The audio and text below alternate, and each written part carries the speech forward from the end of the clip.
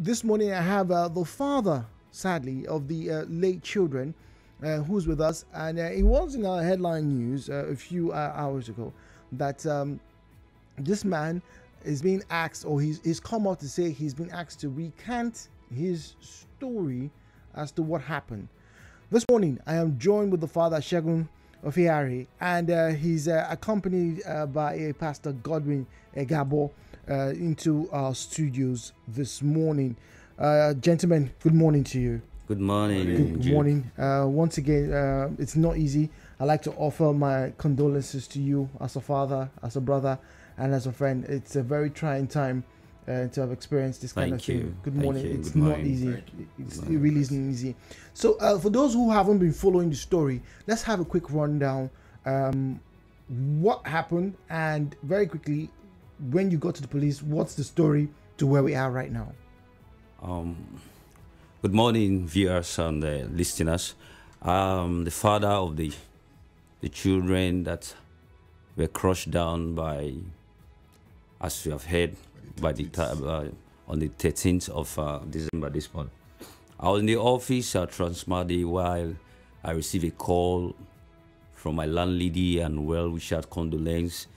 While I was in the office, I should run down home for accident has occurred in the compound where in the area I'm living, and actually I gathered myself together and rushed back home, to see what was happening. Within 5 to 7 minutes at my arrival, I find out that they brought my daughter to me dead. It's a difficult story to recount. I totally understand. Yeah. You can take a breather if you want. Okay.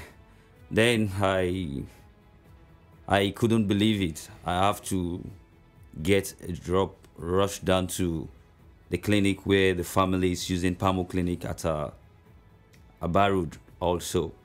So then the doctor checked and confirmed actually that my daughter, she's gone. At that moment, I was confused, not knowing what to do, where do I run to, couldn't believe it. And I have to rush home, carry my daughter, go and lay her down in the house first of all. Now I have to run to go and rescue the other two. The other two, that's my wife, brother's sister that's living with us. She's of age, 14 years old, that was standing by the roadside. They were actually standing by the roadside with the children to cross the main road. And then that was when we heard that a bus was taken from a driver, and the driver and 4 other people inside the car. The 4 people that were inside the car were Port Harcourt as ahead. I'm saying they were wearing vests, and those people, when they hit my children, they ran. Were they being chased? They were actually. That's what I couldn't confirm. Yes, I couldn't confirm if they were chased. The story is that they were in a bus. They were in a bus. Like like 4 of them. They had their JC with them, jackets with them to identify them. So when they were standing by the road back crossing, that was when the bus was running one way, the direction they didn't expect. Now hit them down, and they just drove off. They drove off, and so I rushed down where I landed the children. Where I have to call my sister that is close to me. She have to run down with her car to the clinic where they were. I asked her to transfer them to the Pamo Clinic where we are using.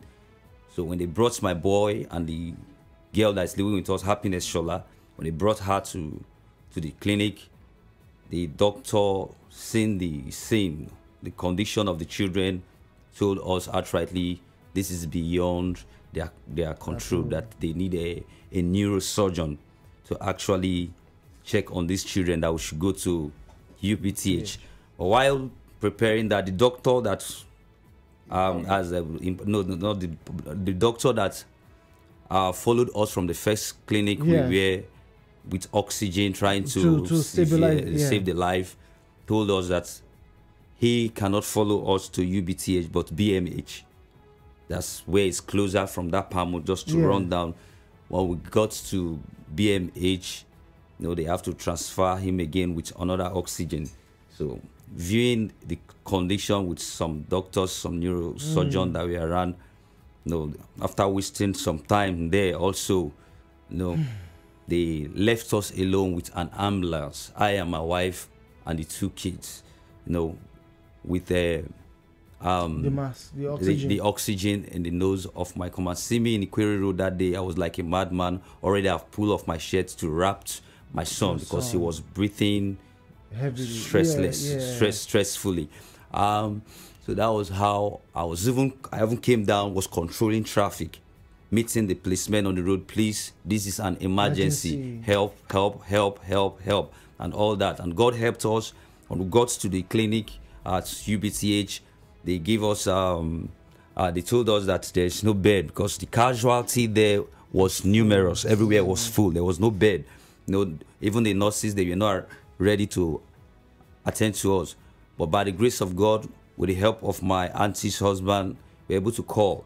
And the call he made, it's like somebody they knew in that environment, that is second in command in the UBTH, now made them to give us attention. So the attention given to us, immediately we have to carry the child to ICU unit. So he was still breathing, he was still breathing, because this is now the 4th hospital that we went, was still breathing. Luckily enough, the doctor, they were attending to us. They allowed me to come and see my son. They put him in incubator, and I was watching, reading, trying to see the signs and the heartbeat, the pulse, and all that. So, to cut the long story short, the boy survived. From that Monday, I was still having hope to have him to console me for the girl that is gone. So, fortunately, on Tuesday evening, he gave up the ghost. He passed. So this was what happened to me, and I was running around. I never mind. I didn't see anybody that came to identify with me that they are aware of who did this. No, my grief was when I came back from the hospital a week later. Nobody came to identify that they know about. You're talking about the authorities now. Yes, they know about the death of the children. So, yes, so that was when I went to the police station where the case was. Yes, then I placed my statement and I told them that I don't want their money, cannot really help any issue. Money? Who offered you money? Yeah, nobody offered money. I never needed anymore. What I needed is justice, compassion. Show that this thing that has happened, this man, please take heart. Let me just see the people. So now that is where my annoyance and my grief is. I want to see the people that murdered my children. I'm begging the police force. I'm begging the River State or Obiakpo Task Force. I'm begging the general public to please help to fish out these people that have taken the life of those innocent children, that their destiny is very bright. These children, one of them is my prayers answered, my daughter. I have 2 boys and 1 girl.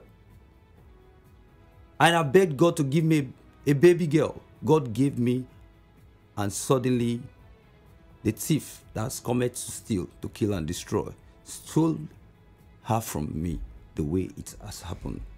So please, this was just a brief of what happened. So where exactly did you get the compulsion or the suggestion that you should recant your story, that you shouldn't say that it was suspected Obiakpo, whatever they are, whether they are task force or whatever they are, all the information that you've shared, let us be very clear. You were told by the people who observed what happened. Yeah. That it was people in the bus with the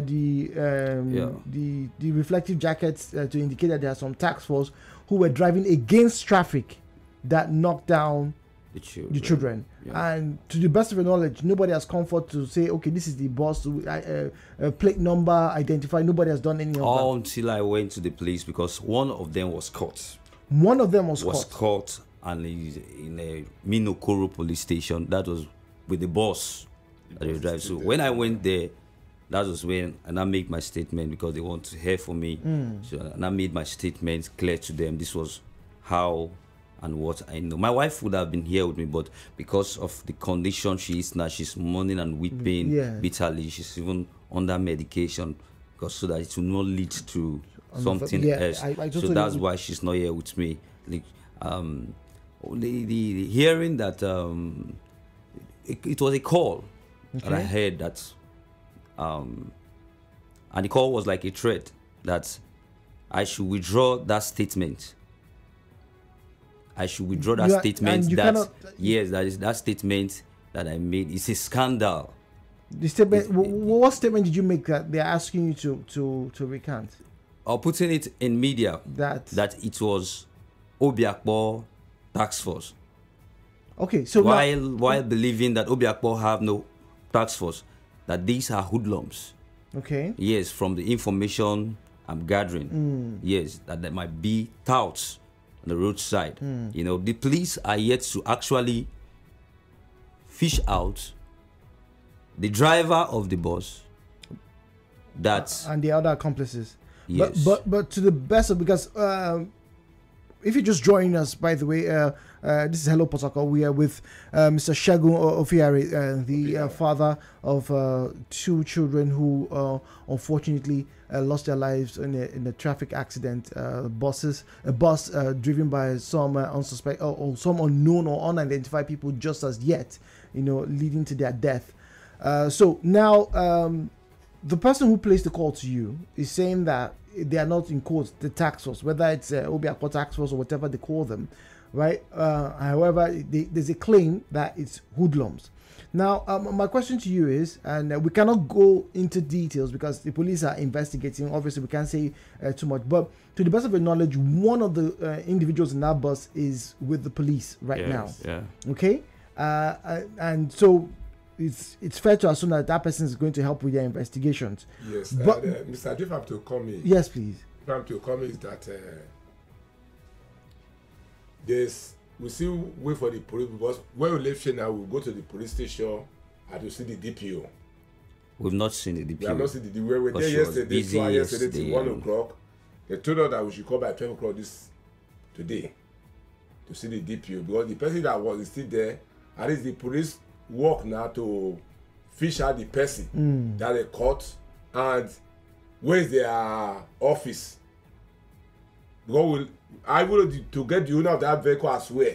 Because according to what information we get from the prosecutor yesterday, it was said that they take that vehicle from a driver to pursue other people. Another car. So now we want to get all those here to read. Okay, so all of that is what the police are going to do. It's all part of the investigation. The primary concern for you now is the call, the threat, according to you, that they say you should recant. Now, because we don't know, all of this other investigation can't go too far. But the one thing that we want to establish here is, what exactly did they tell you over the telephone? Do you know whom it was who placed the call to you? No, I actually don't know. So okay, so somebody placed the call to you and said that you shouldn't continue to say it is the task force. Yeah, that we are blackmailing the local government. So they don't have task force. Okay, all right. So that you should stop saying that, because Obiakpo doesn't have a task force. Yeah. All right. So at least now I think did you report this to the police? I was unable to see the DPO. I don't think this is what I wanted to do today. Okay. All right. So, in all honesty, you're just here to, as well, let the public know that, okay, something like this has happened. But I think the police are within their right from here now to start proper investigations as to justice should be done yes, to the murderers of my children. I think that's what anybody in their senses, in their state. I don't know who it might be tomorrow. It could be anybody. It could be anybody. It really is. That's why we are begging everybody who can help. The general public, the police, any human the rights, to bring forward information, to bring this thing to justice. Because this happened to many people. You know, some people have just waste like this on the streets. But honestly, speaking, the council, I received a call from the council this morning that they wanted to come to my house. To see me, actually. But yet I told them I have a meeting this morning. After the meeting, we can sit down. We sit down. Okay, all right. Mr. Segun Opikara. Opikara, yeah. I wouldn't want to keep you any longer here. It's a very emotional conversation to have. Our listeners can't see you, I can, and I think it would be in good faith to ask you to just take time off, go and have the police do their investigations. I don't think any further conversations directly to you is going to be helpful. You need support right now. I'm very pleased to Pastor Godwin here, who has decided to accompany you. I think that is what a support system is. You need support, physical and as well as moral support. But thank you very much for sharing your story with us, with Port Harcourt, with River State this morning. So, Mr. Segun Opikara. But you didn't ask of the other girl. She's still in the hospital. The 14-year-old. Yeah, the 14. She's still in the clinic. Yeah, the hospital. Which hospital is this? UPTH. She's undergoing treatment there. Yeah. So we need the police to act fast, and we also need people to come forward with information that can help resolve this particular issue.